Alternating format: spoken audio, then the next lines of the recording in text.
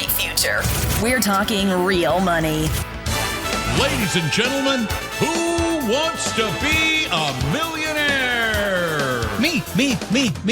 You know, if I'd planned right, I would have had some game show music in there, and I would have produced a whole big intro, but I just thought of it. You could just do it, though. You could just do this is smart. the live, You're that good. Dude, it's the live radio show. However, since this is a podcast, I was able to sneak it in post-production. I know, but you could just produce that right there, sitting there. I could, but I didn't. That's the dating game, I think. Okay.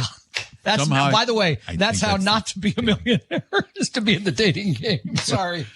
Anyway, hi. Welcome to Talking Real Money, the talk show that happens to be, get this, are you ready? Yeah. You're going to find this shocking. It's all about money. Ooh. We talk about money, how you can make it, save it, spend it, invest it, and how you can become a millionaire. And then go on Lifestyles of the Rich and Famous. Yeah. Tell them how to do that, Chuck. I was waiting for that. By the way, it's not the way most people think. That's the part that I love about this piece from Yahoo. I don't read a lot of stuff at Yahoo. Somebody sent this to me. No, because most people think you either A, have to work 80 hours a week at something to create that. B, you had to decide to invest in Amazon when it went public in 1997. Right? Or something like that. You have to have some lucky strike. They forget. I'm sorry, we're not allowed to discuss cigarettes anymore in America. So, lucky strike. You know, one of my favorite books of all time, and this exactly matches up with that, is The Millionaire Next Door. Because this is exactly what they're saying in this piece. That really, to be a millionaire. By the way, according to this, the number of millionaires doubled from 2020 to 2023, reaching nearly 22 million individuals. So apparently that tough stock market in 2023 we alluded to earlier did not stop that many people from becoming millionaires. It did. As a matter of fact, it probably helped a bit. The other thing that helped a bit is inflation. Inflation always helps. Yes, inflation helps. Yeah, because there were a lot fewer millionaires 40, 50, 60, 70, 80 years ago. Indeed. And a million, people still use that term, like, hey, $1 million. Well, yeah, 1965. Sure, not so much now. But when we're talking about millionaires, by the way, we're talking about your net worth. That's all your assets minus whatever you owe, whether that's a mortgage, credit card, et cetera, et cetera. Number one way Americans becoming millionaires. Neither you and I do this well. Underspending.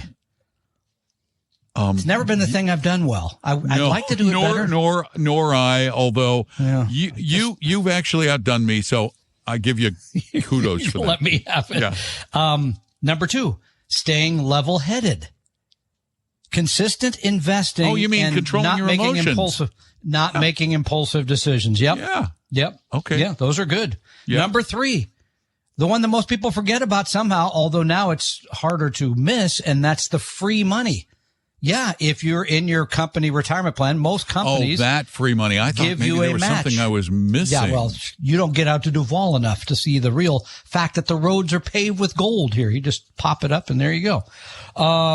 Number four, risk-adjusted investments. Let me say that again. Risk-adjusted investments, not things adjusted according to the statement du jour, the political situation of the day, et cetera. No, these are things based on your need for return, your ability to take risk, not the current situation in the market. Okay, but a couple more that they love. Not carrying high interest debt, like credit cards, which today are like 20-something%. Actually, not carrying any debt except a mortgage. Because those are sense. Really... People forget that what's the average credit card interest rate today? It's 20, right? Or something like that. Now I'm going to have to look it up. Well, now, and credit card debt is as high as it's been in a long time. More and more people are running up those cards and they're paying a lot in interest. And people have a tendency to think, well, I'm saving in my 401k where I'm making, 7 or 8%. You good? You are on today. The average credit card interest rate right now is 20.09. Wow. That's two numbers that I've gotten spot on. So I think I should retire immediately. So how do you do? How do you get there? Well, number one, start now. Don't wait. Increase your contributions to whatever you're contributing to when you get a increase in pay. And number three, sit down and look at your expenses and figure out how you can reduce them. Oh, please. I'd love to do number 3. Is that okay? Yeah. Or you can call us at 855-935-TALK. Tom and Don are talking real money. This episode is brought to you by Indeed. When your computer breaks, you don't wait for it to magically start working again. You fix the problem. So why wait to hire the people your company desperately needs? Use Indeed's sponsored jobs to hire top talent fast. And even better, you only pay for results. There's no need to wait. Speed up your hiring with a $75 sponsored job credit at Indeed.com/podcast. Terms and conditions apply. Your guides to a really great financial future. Tom and Don are talking real money. It's the show all about your dough. It's the Talking Real Money radio program and podcast. 855-935-TALK is our phone number. That's 855-935-8255. And sing along, apparently, too, I guess, right? That's what you're doing there. Just singing along with the... I'm just hanging out. I don't know what I'm doing anymore. I'm a totally lost soul. 855... Lock him in that room. 935-TALK is our phone number. Let's... No, he's gone now. Oh, see, sorry. You joked around once too often and you drove them away. Once too often? I could safely say more than that, for sure. So now we got to go to paper questions because you lost our caller. Sorry. Do you have any paper questions? You have plenty. Go get them. I have a lot of them. Yeah. Okay, here we go. Drew from Lacey, Washington says, should investors consider alternatives to bonds in a 60-40 stock bond portfolio? Bonds have been highly correlated to stocks in recent years. Not this year, by the way. To balance stocks, it seems we should have... Hang on. To balance stocks, it seems we should consider relatively uncorrelated investments to balance out the down years in stocks. Alternatives to bonds I have seen include real estate, commodities, private credit equity. What do you recommend? Wait a minute. Bonds have not correlated to stocks. Well, they both went down in 2022. Okay. We can say that. Is that it? I think that's the what correlation? he's probably referring to, because you had a rising interest rate environment and stocks went down that year too. So both stocks and bonds, remember, it was the shock of the world that both could go down at the same. I thought one went up when the other one went down. But 1 year is just anecdotal. Oh, okay. I mean, how do you say that the two move in lockstep when in 2023 stocks are up over 20% and bonds were up only 5%? And in 2024 stocks were up about 16.5%, and bonds were up just 1%. And then this year, when stocks, U.S., especially large stocks, down about 5%, and intermediate term bonds up about 3%. Here's the thing. They don't negatively correlate. They're and not I think related. that's what you're looking for is exact negative correlation. You're looking for something that zags when stocks zig and zigs when stocks zag. Bingo. But there aren't any of those. Commodities have actually proven to be pretty closely correlated to stocks of late. And there are some of those. You could short something so that you know that when one thing happens. That's hedging. That is pure hedging. Yeah. Okay. But you're right. There isn't. I'm trying to think if there's anything. What's the most non-correlated thing I know? I'm trying to think of what that would be. But it wouldn't be things like he suggests here, commodities or real estate. Those would not be negatively or non-correlated. The commodities did make money in 2022. Yeah, but how much money have they made since 2020 or 2000, for example? And it tends to be very expensive to own commodities, too. Since 2020. I mean, they lost a lot of money in 2023, hardly moved at all in 2024. Are you basing this on an exchange-traded fund or a mutual fund? On a commodity fund, sure Vanguard. Yeah, commodity fund. Because that's just a vote on inflation, right? Because basically that's the rising cost of wheat. Yeah, because commodities don't increase in long-term value over time. Yeah. It's a matter of what you get now. Because consumed. They get consumed.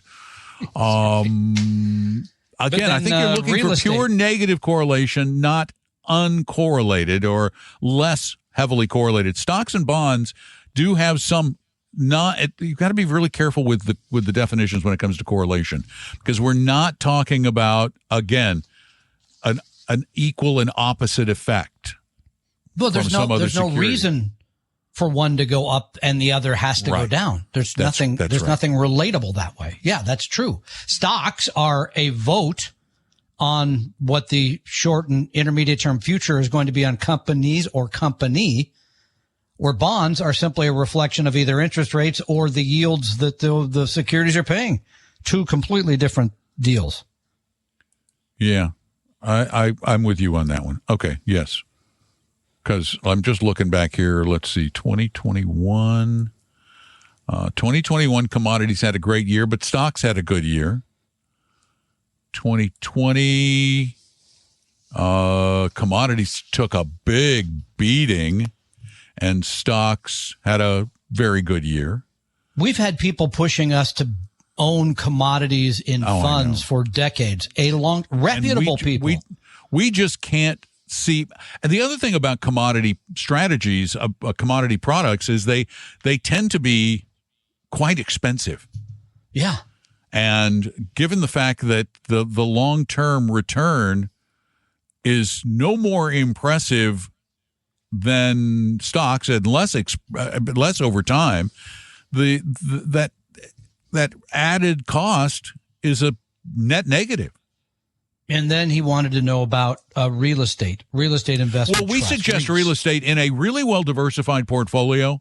When you're getting into the right massive diversification, where we think you should, you have your small values, you have your large values, you have your you even in a really massively well-managed, personalized portfolio, you can even have momentum funds in there.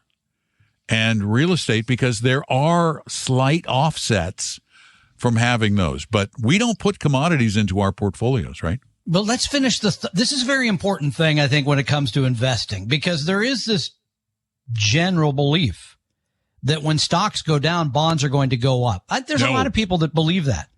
They do. They just don't go down as much. Yeah, I mean, bonds should be there for the bedrock, right? Because they keep paying a little bit of interest. They don't move around a lot. Well, they did in 2022, but that was the one year out of 100. Whatever. Yeah. Well, they had a bad time in 93 or 94 too, but not to that extent. Not to that extent. So that's why you should hold bonds, not to make money when stocks don't. That's the part that Drew is getting at, I think, here, that you really need to figure out how to put it out of your mind, because most people believe that is the relationship, and it truly is not. And for example, I'm looking at this Fidelity commodity fund, and its expenses are 0.65, whereas the Vanguard total stock index is less than 0.1. I mean, it's 6 times higher, and that makes a difference over time. And and the returns don't justify paying the extra fees. Again, in 2022, that was a strange year when VT lost 18 and BND lost 13. But the net loss for that year was not horrific. I mean, we didn't have a big panic. We got it over with and done very quickly, and then had a nice recovery for stocks in 2023. Yeah. This is something people always want to find. Give me something. It's part of the magic. Going up when stocks, that's when stocks are not making money. Give me something. By the way, he also mentioned private credit and private equity. Oh boy, talk about expensive. Private credit. But that should not be any way relatable to a bond. In my mind, and those are far riskier.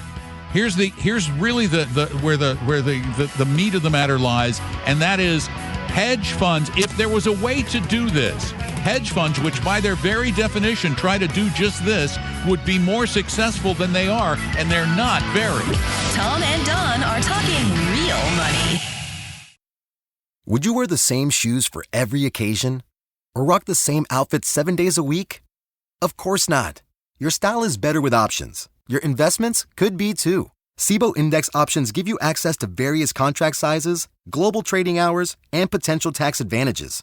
That's a good look for any portfolio. If you're ready to invest in style, head to betterwithoptions.com. There are risks associated with SIBO company products. Review the disclosures and disclaimers at SIBO.com/US_disclaimers. For your real life and real future, Tom and Don are talking real money. And we want to do it with you. So call us at 855-935-TALK. That is 855-935-8255. I'm Don McDonald in Florida, where it's 85 degrees, sunny, lovely. That's Tom in Washington, where it's chilly and rainy and not rain. It literally is pouring outside right now. Is it pouring? Coming down. It literally is just. It doesn't sideways. pour in the Seattle area. No, I know it's not our normal mist, but this is real rain at this moment. Yes. All right. Well, we welcome your questions at 855-935-TALK or at talkingrealmoney.com. And that's where all these questions that Tom has sitting there on the folding table.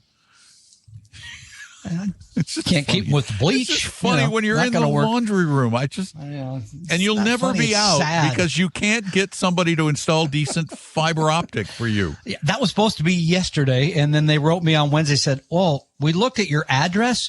We're planning fiber there sometime 2080, 2085, something like that. So it's going to be a while. I told you not to move that far away unless you were confident of fiber. And then whatever internet he has, he goes, oh, I found out it wasn't fiber. I thought when you were talking about fiber, it was my diet. So that's the problem right there. I didn't know what you were relating to. So, all right. So get another question. Oh, pardon me. Jay writes us from St. Petersburg, Florida, where I'm sure it's also sunny and delightful. 85, yes. Regular listener, enjoy your show quite a bit. I've adopted a simple approach for investing. For my 401k and Roth, I'm using Vanguard Target Retirement Date funds. Good. Yeah, nothing wrong with that. That's, that gives you a mix of stocks and bonds that we mentioned before. The idea here is that it has a balance that's going to less risk as you get older and you need the money. Mm-hmm. Besides that, he says he has brokerage accounts, HSA. I'm looking for a tool or approach that allows a view of asset allocation by decomposing all my target date funds, preferably in an automated way. I'm fairly techno savvy, so I have tested a number of open source or self-hosted tools, but nothing has been able to meet the need. I'm trying to get a complete picture of my stock to bond ratio. There's places to go to enter all that, aren't there? I'm trying to think. Because people send me notes. But wait a minute, sort of X-ray portfolio X-ray or something. I'm so confused.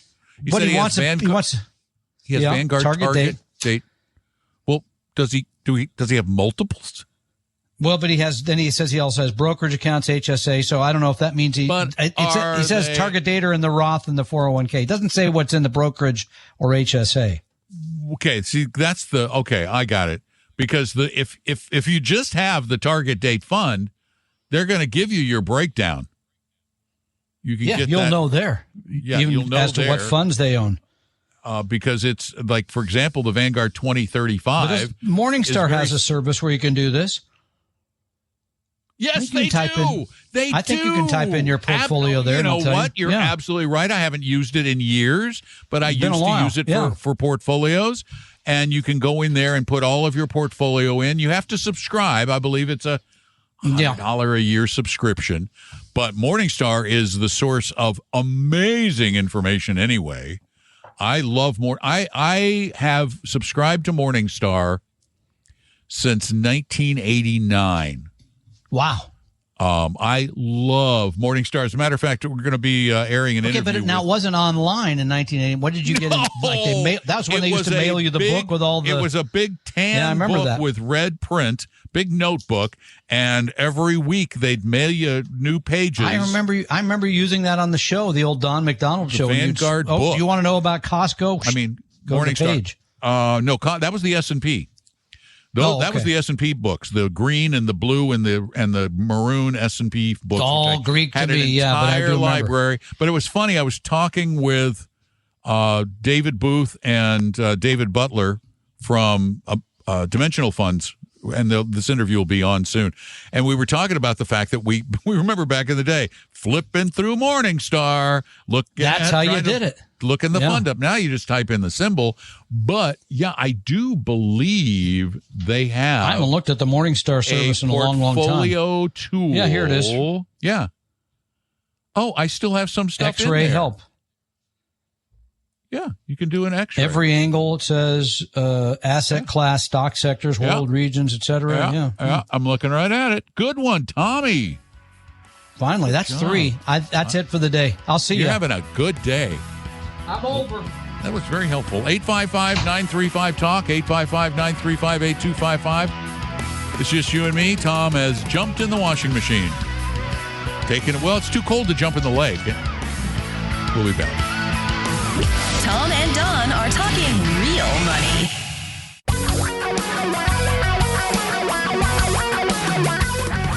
Reality radio for a really great future. We're talking real money.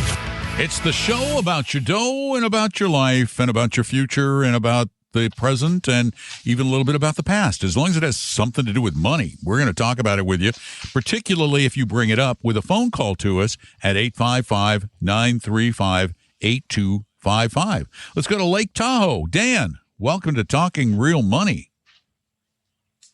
Hi, this is Dan. Yeah, I just like listening to your guys' show, but I had a quick question.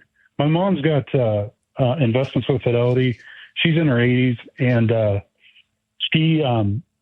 Fidelity is advised her to see about trying to renew an annuity that she has within an IRA. And I wasn't sure if that made sense or not. I haven't really heard about annuities being within an IRA. I always thought they were independent of it. No. You know, there was a very famous writer once who ever said, if your advisor suggests such a thing, immediately end the meeting and walk out the door, locking it behind you. Because it's no reason to have it in an annuity. You already have tax deferral in an IRA. You get all the treatment. You're paying more for the annuity. It just doesn't make sense. You are so why naive. Would your mom? You are so naive. Why would your mom want to add that in? There is a reason. Oh, pardon me. Oh, I forgot. Money. Commission. Yeah. Yeah. Well, I asked her if she would be. And why does your mom want to have an annuity? She said there was no fee.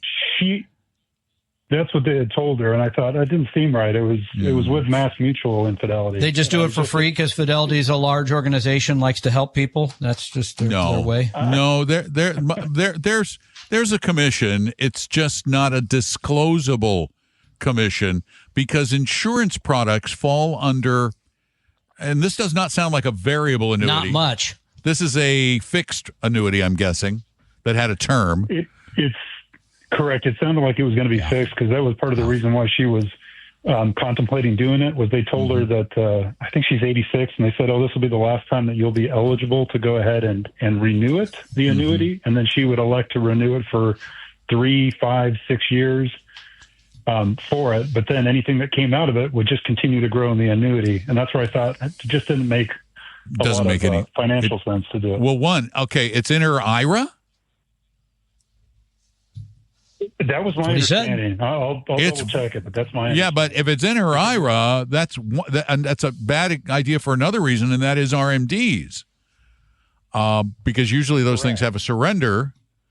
But the reality is it's a dumb thing to have in an IRA because you can't have tax deferral on top of tax deferral. You only get it once. You don't get double. Turns out, even with nobody working at the IRS, they might notice that one. So my guess is they only get, if it's a fixed, what was the rate on the annuity? What was the interest rate that they quoted her? I want to say that she was telling me it was around 4%. That's what I was going to guess. I thought 5, but man, Fidelity is really, really, really upsetting. We've heard this. Yeah, more than remember we got a call last week from somebody. Yeah, same thing. And I know I'm going to get yelled at by the Fidelity defenders, but when you've got people who are held in a high degree of esteem and trust, and they're suggesting commissioned products, or even, let's say it's not a commissioned annuity, it's not the right product. Because the big lie out there is that annuities are guaranteed like government bonds, and they're not. Yeah, I had made the suggestion to her that even to try and go into the ladder CDs, just to put it into an additional CD. But I think her concern was where interest rates were going to go. That's why you ladder. That's why you ladder. she does a 4-year ladder, she's going to get about the same as the 4%. She's going to pay less. And it just makes better sense. And the other thing is, okay, then don't do a ladder, do a 3 or 4 year CD at 3.8%. It's inherently safer. Gotcha. This is, all right. I just am so disgusted. And I appreciate the insight you guys offer. Thank you so much for calling. I am truly. This is not the first time we've heard this lately. With some of these, apparently Fidelity is joining the anything for a commission crowd. Apparently, that's what it sounds like. Well, we know somebody who went to work for Fidelity recently, and they told us when they went there, they told Fidelity, the person who went to work there, I won't sell any products, so don't ask me to do this, this, and this. I'm going to build portfolios. I'm going to be a fee-only fiduciary. That's it. They agreed because they wanted them, but boy, you hear stories like this, it worries you. It worries me a lot. Anyway, thanks so much for the call. Give us a call if you have a question like this or any other. 855-935-TOM. Tom and Don are talking real money. Your guides to a really great financial future. Tom and Don are talking real money. It's becoming endemic. People call during the break, and then by the time we get done, they're gone. So you got to go back to your paper questions again, Tom. Oh, okay. Do you have another one? Paper. I had a call. I do. Yeah. They're gone. They bounced. Feeling bad. What do you got? Well, maybe they were too busy listening to the ad about the person who could see the future and tell you what your future. Maybe they got disturbed by that. Oh, well. I was thinking when I heard that ad, I thought, well, let's call them, ask them what the market's going to do the next couple months, and make some decisions. I can't see the future. Psychic I'm really bad powers. at it. Yeah, me too. I got to tell you, back in the day, wait, before you, okay. little reminiscing. Back when I did the overnight Don McDonald show or Ways and Means Committee, way back old when. Enough to remember, yeah. I was on from I think it was midnight to 5 Eastern time. Yeah. Yeah, it was 9 p.m. Mountain time, or 10 p.m. Mountain time. The number one caller generating guest I could ever book. I used to book a lot of guests back then. The number one caller generating guest was the psychic. A psychic. Yeah. That's 5 things I've been right about. A financial psychic. People love that. They want to know that somebody knows the future. The phone lines, we had like 8 lines, and they all lit up when the investing psychic, I can't remember her name, but she claimed she was an investing psychic. And how'd she do? How was her track record? I have no clue. You never had her back on to say, by the way, no, we had her on all the time. because never bothered to check. Well, because when you're doing overnights, you just don't get a lot of calls generally. You got to fill it. Yeah. And boy, did that fill the lines. I was pandering. I admit it. I pandered. I was a panderer.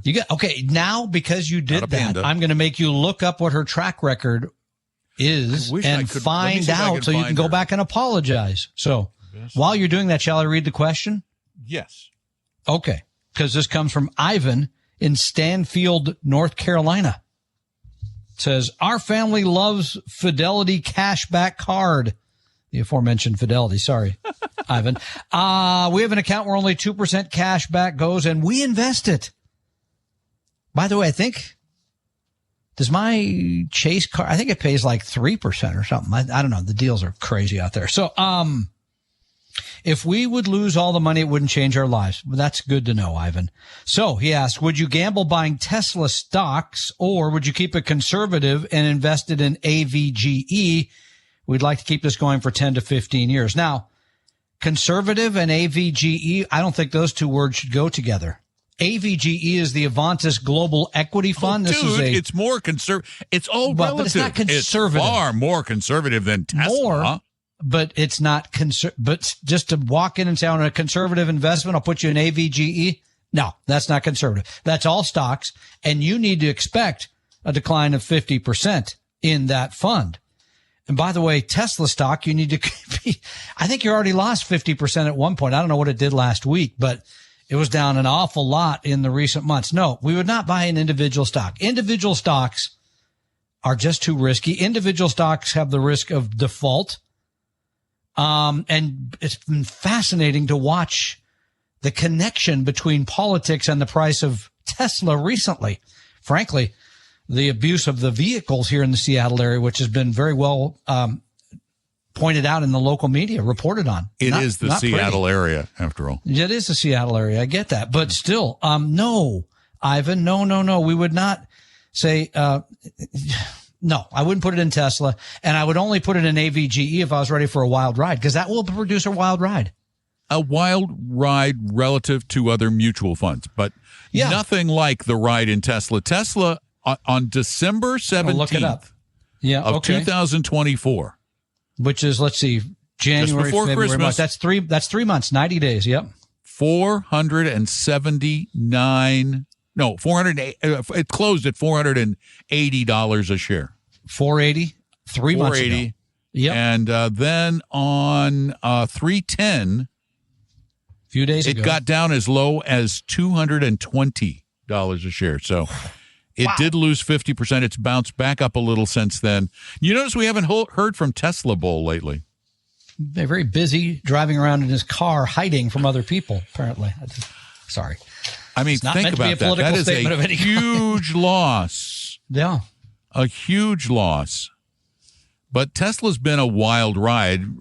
Remember in October, Tesla was almost at $200 a share and then rose to almost $500 a share. This is what's wrong with individual stocks. People are crazy. You had the better story with Walgreens last week. I was thinking about that when I was driving by a Walgreens recently. That is fascinating that company was worth $100 billion, and then they turned around and sold it for $10 billion. Right now, that's a permanent loss. Right, for those who bought in, that's sure, a Tesla could loss. go back up. Yeah, right. But that's a fascinating story. But that's the story of individual stocks writ large. And as our friend Henrik Bessenbinder found out, that it is only a few stocks that account for the bulk of the return of the global stock market. The problem is it's different stocks at different times. Well, wait, you get the psychic on. She'll tell us which ones. I can't find We're her. golden. I looked. I cannot find. Wait, you don't want to find her because you promoted her work, and now because there was no internet when I did found the show her. By back the way, then. I found her for you. You did not. Yeah, turns out in 1994. Here's her three recommendations. You ready? Okay. Enron, Washington Mutual, and Eastern Airlines. She said these are all going straight up. Jump in now. Mm-hmm. I knew that's where you were going. By the way, none of those companies are in business anymore. Sorry. But yeah, no, I'm kidding. He can't find her because he can't remember her because you're suppressing the memory. You don't want to remember her. That's why. Oh my gosh. But doing my searching. You're finding somebody who really has predicted the future. I found a conversation about financial talk show hosts from way back in when was this? It's in the 90s, 94. Wow. 94. It's a conversation about me and Bob Brinker. And two comparative careers, sure. It's very, because we were at the same time. And, in my humble opinion, Don's show is the best one out there. He doesn't tout any particular company and he's not selling anything. Well, isn't that nice? And Brinker did have his timing service. Yeah, this was when I was at Disney, and I was on 10 p.m. to 1 a.m. Eastern time. You're still alive, by the way, and Bob Brinker is not. So there's that. Well, he's old. He was older than I was. Well, okay, but your career goes on, and this does not. So but Brinker did have the timing newsletter. He's kind of got people into tech at the wrong time, and did a whole bunch of stuff that I thought was awkward. And your show, frankly, was friendlier than his. His was very much the numbers, and it was kind of more of a Wall Street-ish, and yours is more of a Main Street. Here's somebody else who said, stations refuse to carry Don because he refuses to pay them to carry his show. Yeah, well, that's true enough. Oh my gosh, Paul Merriman got into this discussion. What? No. He did. He what seriously year was that? did. Paul Merriman says 1994. Wow. Wow. I did not even. Oh, no, it wasn't Paul Marion. Paul M. Paul Mafia.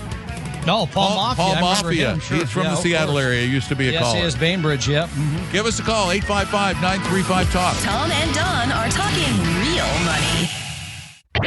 For your real life and real future, Tom and Don are talking real money. You know, Brinker did play-by-play basketball, too, which you did not do. I did. Sports? No. Here's another one. This thread, I've never seen this.